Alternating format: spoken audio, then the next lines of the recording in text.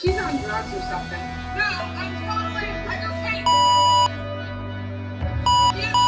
I hate. Okay, we're calling the cops on you. I would kill.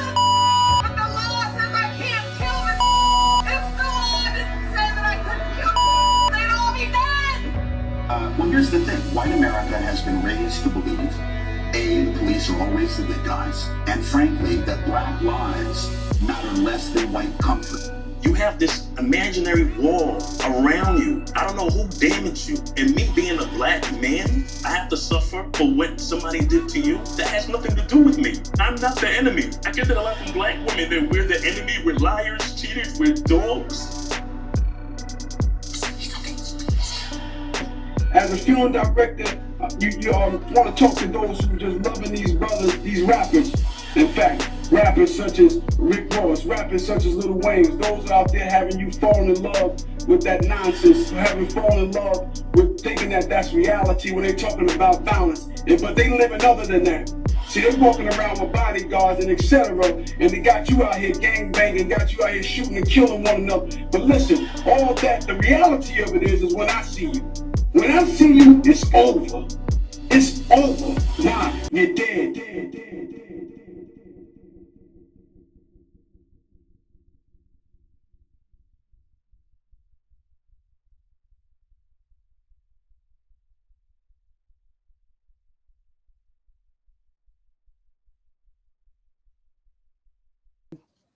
I want to start right away by saying that I have done a lot of homework. I watched the interview you had with Tony Jackson. My man. I watched the interview you had with that sister. I don't know who that sister's name was, fair-skinned sister. It was at night, and I don't know if you were in a parking lot or on a roof. Oh, yeah. I was on a rooftop in L.A. Rooftop.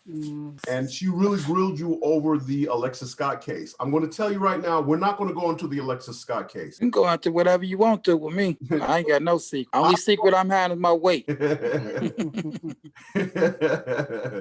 I've watched video after video after video. That subject has been exhausted to the extreme. I even watched a video in which the police, the Peoria police, had a press conference for like 55 minutes, like almost an hour. And they had exhausted every lead they could find. And I was like, I think this thing has been beaten enough. So with that said, you know, I'll touch on it, but I'm really not going to go too much in the Scott case. However, I do want to talk about your past and how you got involved in what you're doing, your origin story, which you explained pretty good in your interview with Tony Jackson. However, there are some particular things I noticed about you, which just, it really, you know, it impressed me so much. It stood out about you. And it's like, I can honestly say we do have a bit of commonality in how you think and how you move and how you function. So, but with that said, I want you to start from I'm going to touch on that, but I wanted you to start from the beginning, you know, your humble beginnings, where you were born, where you grew up, and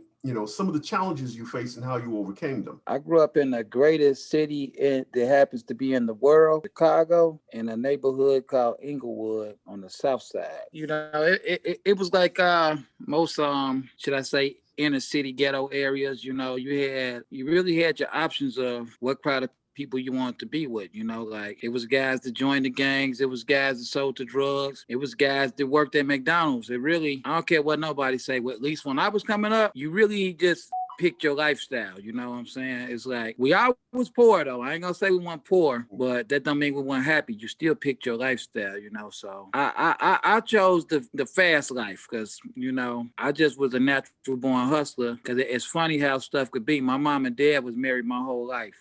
I got two brothers. They both married. I got a sister. They both married. And all them worked 9-to-5 jobs. So when I was growing up, my dad, we always sold stuff at the flea market. He always just had side businesses. He had a tavern. He just always had a side business. Once I reached a certain age, I was like, man, I'm not working for nobody. And it's like, I picked that up from him. And watching him and my mom be married, I said, I'm not too fond of this either. You know, I'm like, I got to be the undisputed boss. everything I'm doing. So it's just like, it's just funny how different people can get different takes from watching stuff, you know. So it's like my sisters and brothers went one direction of something that my parents were doing, and I went the other direction. Then, you know, I got into the music caught my ear, and my family just embraced it. And that's because Sam Cooke was my cousin's uncle. Then my other cousin Miles, he wasn't a singer, but he wrote songs for groups, for his group Rolls Royce. So he wrote like Love Don't Live Here Anymore. Like most of the Car Wash soundtrack, he wrote that. It's just like my family just knew that this could happen. We just stuck with it. And Ashley, my older cousin H. she got a record deal before I did, and I got to piggyback along with her after all the girls loved me for saying a few words and all the gangsters respected me and I can make a little money. I said, no, I'm not turning back. You know, this how we got here today. I want to say that after watching those videos, there was a couple of things about you that really stood out about me. When I watched that interview with you and that sister that you on the rooftop, then I watched that video with you and Tony Jackson. Then I watched you on the Wilco show. The same thing stood out about you every single time. You wasn't wearing any bling, that you don't smoke or drink or do drugs. But the most amazing thing was that in all three of them, I did not once hear you use any foul language. I was like, oh, I cursed. I'm getting messed up. Okay.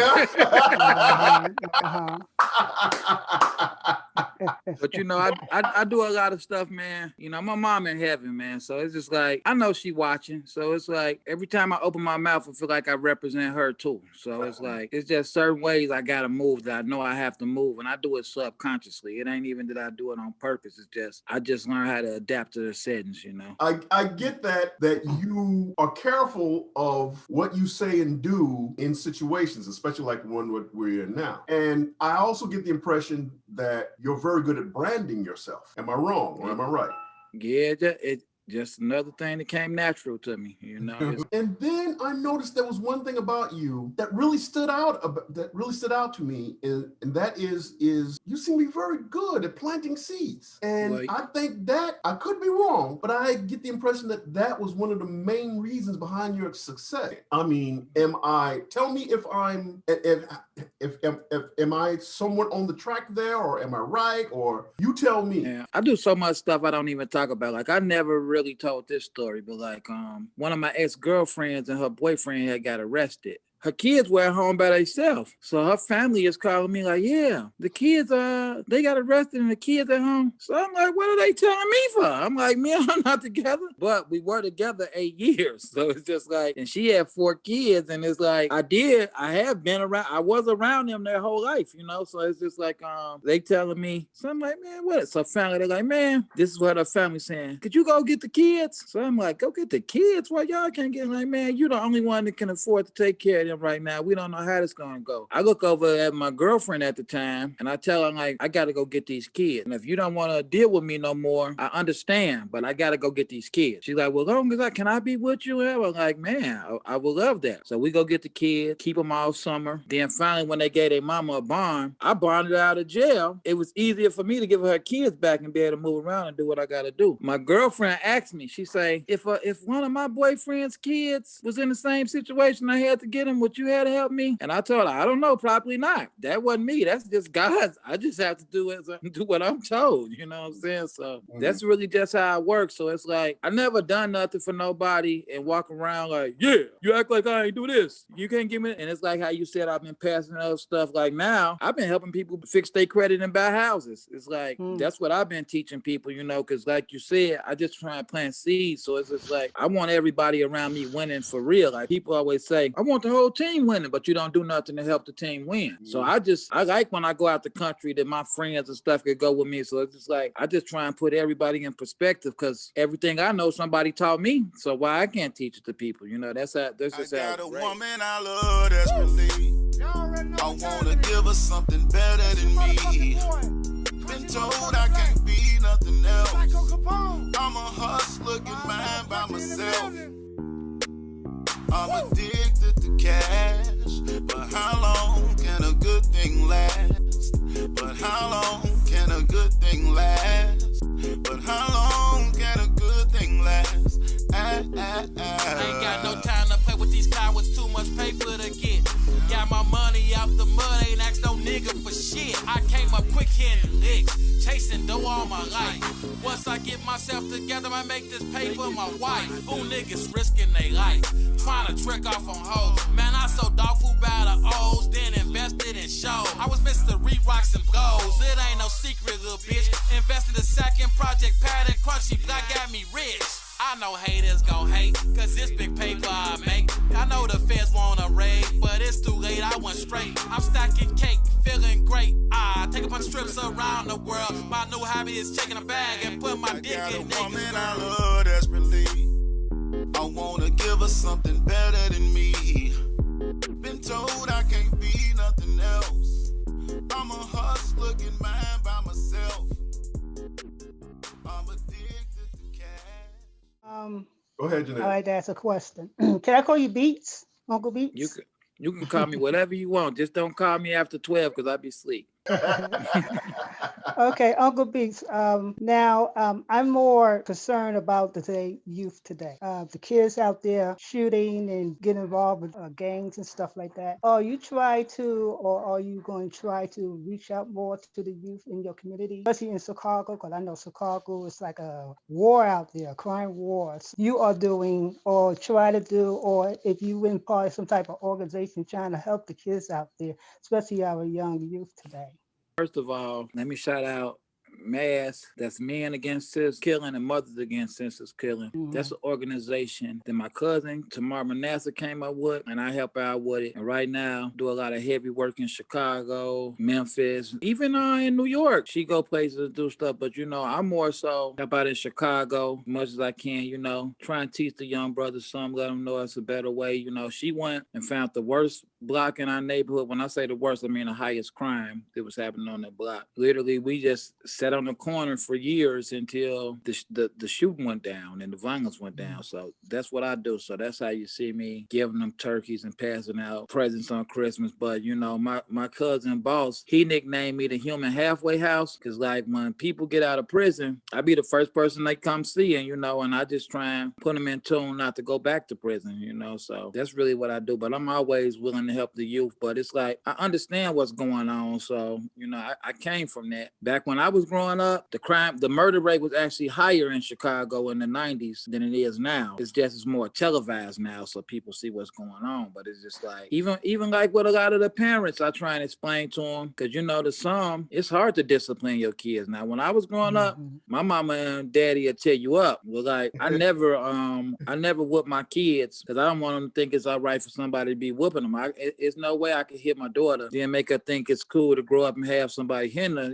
I want her to be able to say, like, my daddy didn't even hit me. Like, who are you? So it's just, I be trying to teach these parents that you gotta be able to discipline your kids and not feel like y'all not gonna be friends anymore, because you're not their friend, you're their parent, So it's like, if there's no ramifications for the things you do, then it's like you're just setting your kid up. You might well walk them to the prison or to the graveyard now, because they ain't they're not taught to respect the rules. So nowadays you get it, a kid can act up in school, he gonna get a reward for it. The parent gonna take him out shopping, and it's just like, it's unbelievable. So every time I get a chance to stress that, I just lay it down for them. Okay, let me ask you this. You said you stayed there in the neighborhood until the crime started to go down. At what point did that crime start to go down, and what do you attribute that to? Do you attribute that to your constant work? At some point, there must have been some break point, whereas you reached people at some point, and they start to see that there must be a better way. Can you tell me at what point did you see that crime start to go down, and what would you attribute that to? That was just one block in Chicago, 75th and Stewart, where we posted up. I'm not from that block. Neither is my cousin. She just went to the block that had the most crime, and definitely after they there on the corner standing out, I mean, who gonna come through shooting and you got a bunch of ladies sitting out there, Ashley even then put a school on the block. They had a school built. So it's like the people in the neighborhood just joined in with them. And it's like, I don't even have to be out there no more once it gets to rolling. So it's just like, it's good people in these areas, but it's just somebody got to spark the brain to tell them what's up. Like when I went to school, to grammar school, they were still busing people. I got bused to a white school. When I was in grammar school, most of my friends I grew up was white, but all of us would get bused over there, and you get cool with people, you end up going over their house, and I'm like, man, my mama got more money than them, but they live over here in this this neighborhood with all the white people. Like, what's going on? So I just began to understand what the world is like. You can't class people by their morals and their beliefs just because of their finances. You know what I'm saying? So it's like these people in these neighborhoods, some of them is wealth, but you know, even when I was growing up, when we got to the position where I know my mom and dad had enough money for us to move, we still in the hood. But my grandma's house is 5 blocks from here. My other grandma's house is 8 blocks from here. So it's like people are just trying to stay in tune with their roots and with their family. So it's like they're not bad people. They're not all poor. They just want to be where they're at because that's where they rooted at. That's called, sounds to me like that's the classic case on the fight or flight response. And some people will get up and leave. Others will stay and try to make a difference. Right. Yeah. And I have to admit, you know, I got to give kudos to people who stay in the hood. It's me. I don't know what I would do. I probably would get up and leave. I ain't gonna lie about it. And the reason is because the thing is another thing that I had noticed about you in the videos I've watched about you, that especially on the Wilco show, that stood out is how the audience and the mother just went in on you. I know what it's like to be judged like that, to be constantly people. I can't tell you how many times I've met people throughout my life, and the very first time they've laid eyes on me, it was like crosshairs.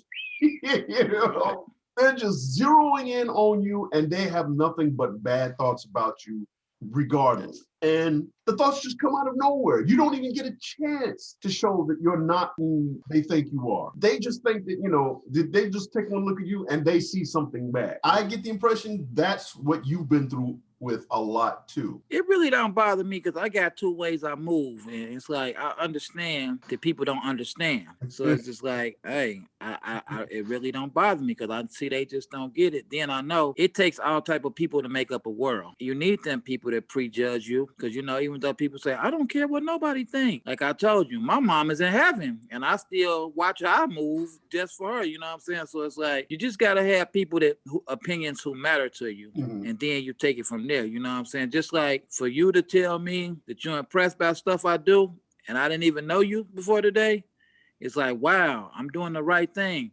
So now I might say, man, what would Perry think if I get caught riding with this AK-47 and it's 50 pounds of drugs? He's gonna be like, why would he do that? You know what I'm saying? So it's like, you just gotta, the people that embrace you, you just gotta embrace them back. You'll be okay.